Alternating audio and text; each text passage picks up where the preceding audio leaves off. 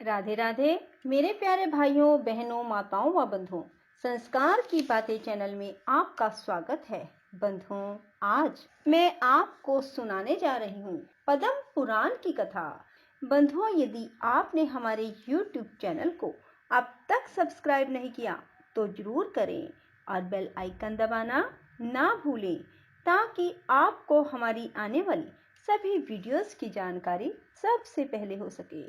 जगत को जीवन दान देने वाली वायु ने भी उसका जल लेकर वहां के सब तीर्थों में डाल दिया। उस पुण्य क्षेत्र में पहुंचकर पुण्य सलीला सरस्वती मनुष्यों के पापों का नाश करने के लिए स्थित हो गई।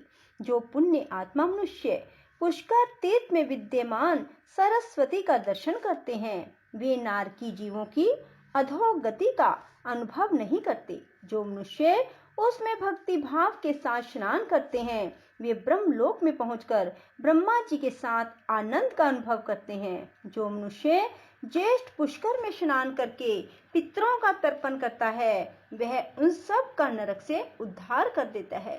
स्वयं उसका भी चित्त शुद्ध हो जाता है। ब्रह्मा जी के क्षेत्र में पुण्य सलीला सरस्वती को पाकर मनुष्य दूसरे किसी तीर्थ की कामना करे, उससे बढ़कर दूसरा तीर्थ है ही कौन।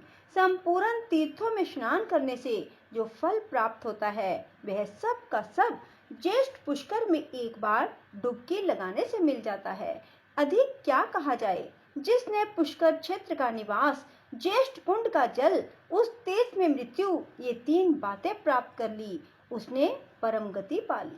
जो मनुष्य उत्तम काल, उत्तम क्षेत्र और उत्तम तीर्थ में स्नान और होम करके ब्राह्मण को दान देता है, वह अक्षय सुख का भागी होता है।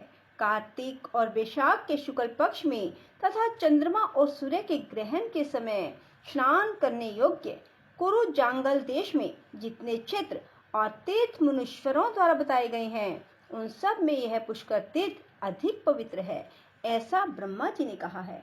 जो पुरुष कार्तिक की पूर्णिमा को मध्यम कुंड में स्नान करके ब्राह्मण को दान देता है, उसे अश्वमेध यज्ञ के बराबर पुण्य की प्राप्ति होती है। जो मनुष्य ब्राह्मण को उत्तम अगहनी का चावल दान करता है, वह अग्निलोक में जाता है। वहां 21 पीढ़ियों के साथ रहकर श्रेष्ठ फल का उपभोग करता है। इसलिए पुरुष को उचित है कि वह पूरा प्रयत्न करके पुष्कर तीर्थ की प्राप्ति के लिए वहां की यात्रा करने के लिए अपना विचार स्थिर करे। पुण्यमयी सरस्वती नदी संसार में सुलभ है, किंतु कुरुक्षेत्र, प्रभास क्षेत्र और पुष्कर क्षेत्र में तो वह बड़े भाग्य से प्राप्त होती है। अतः वहां इसका दर्शन दुर्लभ बताया गया है। सरस्वती तीर्थ इस भूतल के समस्त तीर्थों में श्रेष्ठ होने के साथ ही धर्म, अर्थ, काम और मोक्ष, इन चारों पुरुषार्थों का साधक है। अतः मनुष्य को चाहिए वह ज्येष्ठ, मध्य और कनिष्ठ तीनों पुष्करों में यत्न पूर्वक स्नान करके उनकी प्रदक्षिणा करे। इसके बाद पवित्र भाव से प्रतिदिन पितामह का दर्शन करें। ब्रह्मलोक में जाने की इच्छा रखने वाले पुरुष को अनुलोम क्रम से अर्थात क्रमशः ज्येष्ठ, मध्यम और कनिष्ठ पुष्कर में तथा विलोम क्रम से अर्थात कनिष्ठ, मध्यम और ज्येष्ठ पुष्कर में स्नान करना चाहिए। इसी प्रकार वह उक्त तीनों पुष्करों में किसी एक में या सब में नित्य स्नान करता रहे। पुष्कर क्षेत्र में 3 सुंदर शिखर और 3 ही स्तोत्र हैं। वे सब के सब पुष्कर नाम से प्रसिद्ध हैं। उन्हें ज्येष्ठ पुष्कर, मध्यम पुष्कर और कनिष्ठ पुष्कर कहते हैं। जो मन और इंद्रियों को वश में करके सरस्वती में स्नान करता और ब्राह्मण को एक उत्तम गौ दान देता है, वह शास्त्रीय आज्ञा के पालन से शुद्ध चित्त होकर अक्षय लोकों को पाता है। अधिक क्या कहें। जो रात्रि के समय भी स्नान करके वहां याचक को धन देता है, वह अनंत सुख का भागी होता है। पुष्कर में तिलदान की मुनि लोग अधिक प्रशंसा करते हैं तथा कृष्ण पक्ष की चतुर्दशी को वहां सदा ही स्नान करने का विधान है। पुष्कर वन में पहुंचकर सरस्वती नदी के प्रकट होने की बात बताई गई। अतः अब वह पुनः अदृश्य होकर वहां से पश्चिम दिशा की ओर चली। पुष्कर से थोड़ी ही दूर जाने पर एक खजूर का वन मिला, जो फल और फूलों से सुशोभित था। सभी ऋतुओं के पुष्प उस वनस्थली का उस वनस्थली की शोभा बढ़ा रहे थे।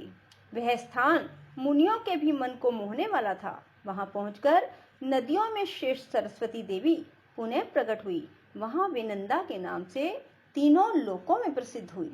एक बार की बात है, पृथ्वी पर प्रभंजन नाम से प्रसिद्ध एक महाबली राजा हुए। एक दिन वे उस वन में मृगों का शिकार खेल रहे थे। उन्होंने देखा एक झाड़ी के भीतर मृगी खड़ी है। वह राजा के ठीक सामने पड़ती थी। प्रभंजन ने अत्यंत तीक्ष्ण बाण चलाकर मृगी को बींध डाला। आहत हरिणी ने चकित होकर चारों ओर दृष्टिपात किया, फिर हाथ में धनुष बाण धारण किए राजा को खड़ा देख वह बोली, ओ मूढ़, यह तूने क्या किया? तुम्हारा यह कर्म पाप पूर्ण है। मैं यहाँ नीचे मुंह किए खड़ी थी और निर्भय होकर अपने बच्चे को दूध पिला रही थी। इसी अवस्था में तूने इस वन के भीतर मुझ निरपराध हरिणी को अपने वज्र के समान बाण का निशाना बनाया। तेरी बुद्धि बड़ी खोटी है, इसलिए तू कच्चा मांस खाने वाले पशु की योनि में पड़ेगा। इस कंटक अकीर्ण वन में तू व्याघ्र हो जा। मृगी का यह शाप सुनकर सामने खड़े हुए राजा की संपूर्ण इंद्रियां व्याकुल हो उठी। वे हाथ जोड़कर बोले, कल्याणी, मैं नहीं जानता था कि तू बच्चे को दूध पिला रही है। अनजाने में मैंने तेरा वध किया, अतः मुझ पर प्रसन्न हो। मैं व्याघ्र योनि को त्याग कर पुनः मनुष्य शरीर को कैसे प्राप्त करूं? अपने इस शाप के उद्धार की अवधि तो बता दो। राजा के ऐसे कहने पर मृगी बोली, राजन, आज से 100 वर्ष बीतने पर यहाँ नंदा नाम की एक गऊ आएगी। उसके साथ तुम्हारा वार्तालाप होने पर इस शाप का अंत हो जाएगा। कुल सत्य जी कहते हैं, मृगी के कथन अनुसार राजा प्रभंजन व्याघ्र हो गए। उस व्याघ्र की आकृति बड़ी ही घोर और भयानक थी। वह उस वन में काल के वशीभूत हुए मृगों, अन्य चौपायों तथा मनुष्यों को भी मार मार कर खाने और रहने लगे। वह अपनी निंदा करते हुए कहता था, हाय, अब मैं पुनः कब मनुष्य शरीर धारण करूंगा? अब से नीच योनि में डालने वाला ऐसा निंदनीय कर्म, महान पाप नहीं करूंगा। अब इस योनि में मेरे द्वारा पुण्य नहीं हो सकता। एकमात्र हिंसा ही मेरी जीवन वृत्ति है। इसके द्वारा तो सदा दुख ही प्राप्त होता है। किस प्रकार मृगी की कही हुई बात सत्य हो सकती है? जब व्याघ्र को उस वन में रहते 100 वर्ष हो गए, तब एक दिन वहां गौओं का एक बहुत बड़ा झुंड उपस्थित हुआ। वहां घास और जल की विशेष सुविधा थी। वहीं गौओं के आने में कारण हुई। आते ही गौओं के विश्राम के लिए बाड़ लगा दी गई। ग्वालों के रहने के लिए साधारण घर स्थान की व्यवस्था की गई। गोचर भूमि तो वहां थी ही। इसका पड़ाव पड़ गया, सबका पड़ाव पड़ गया। वन के पास का स्थान गौओं के रंभाने की भारी आवाज से गूंजने लगा। मतवाले गोप चारों ओर से उस गौ समुदाय की रक्षा करते। गौओं के झुंड में एक बहुत ही हष्टपुष्ट संतुष्ट रहने वाली गाय थी। उसका नाम था नंदा। वही उस झुंड में प्रधान थी।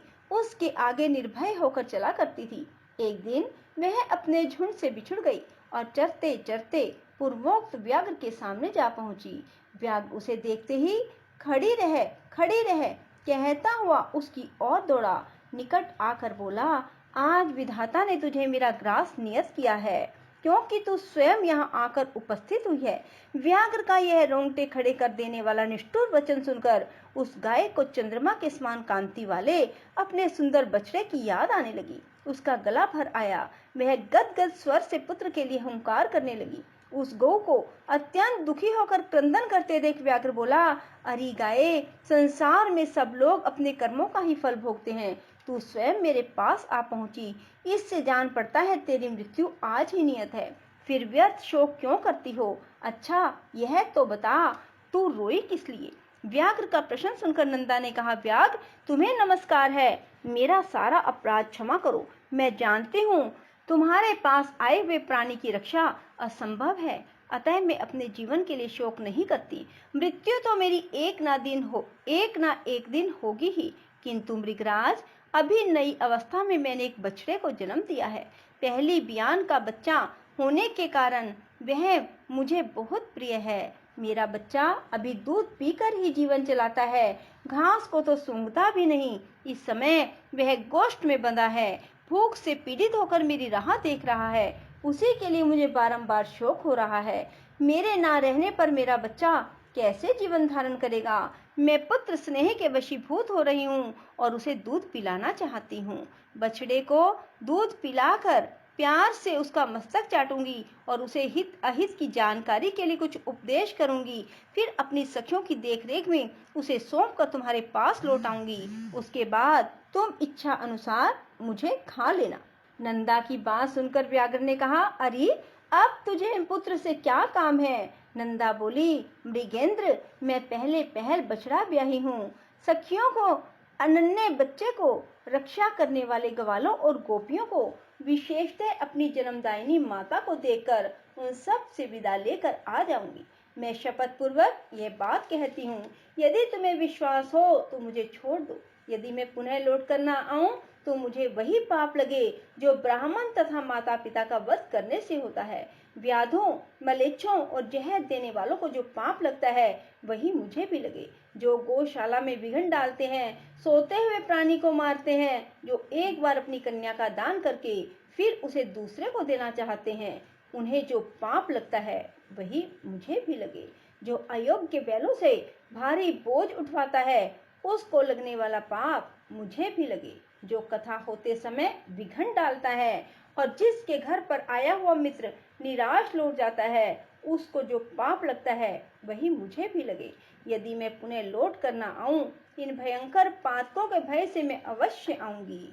नंदा की ये शब्दें सुनकर व्याघ्र को उस पर विश्वास हो गया। वह बोला, गाये, तुम्हारी इन शब्दों से मुझे विश्वास हो गया है, पर कुछ लोग तुमसे यह भी कहेंगे कि स्त्री के साथ हास परिहास में विवाह, गौ को संकट से बचाने में, प्राण संकट उपस्थित होने पर जो शपथ की जाती है उसकी उपेक्षा से पाप नहीं लगता। किंतु तुम इन बातों पर विश्वास ना करना।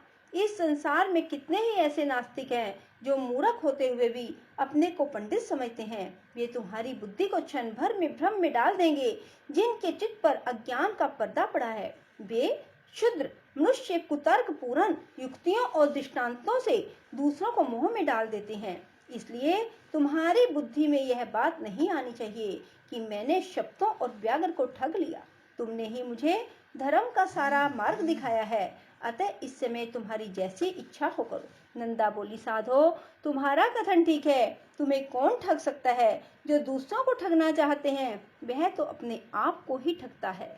व्याघ्र ने कहा, गाये, अब तुम जाओ। पुत्र वत्सले, अपने पुत्र को देखो, दूध पिलाओ, उसका मस्तक चाटो। माता, भाई, सखी, स्वजन एवं बंधु बांधवों का दर्शन करके सत्य को आगे रखकर शीघ्र ही यहाँ लौट आओ। बोलो श्री विष्णु भगवान की जय। राधे राधे। जय श्री कृष्णा।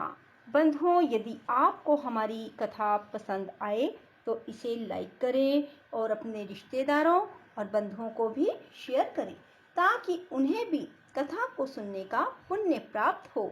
धन्यवाद।